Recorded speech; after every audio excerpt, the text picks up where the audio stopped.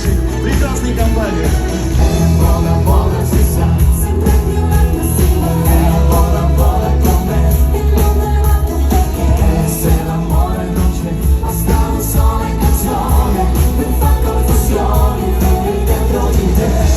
Giorni struzzicandoti, con frasi come sto invecchiando soltanto ti. Говорили, что прекратить, начинается новая жизнь.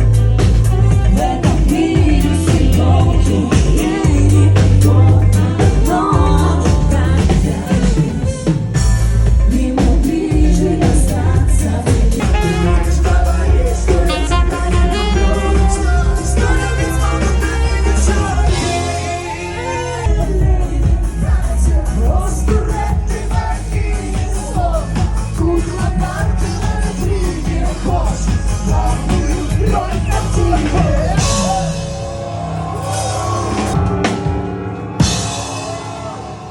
Просто так опускай.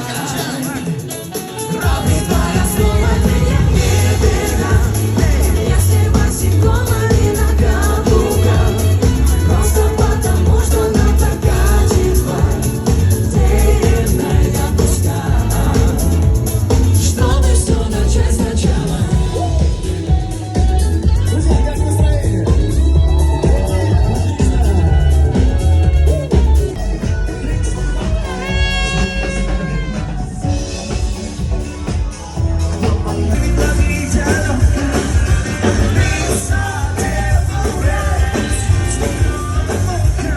Хожу места, в которых ты тусил, что ты не смог совсем никак.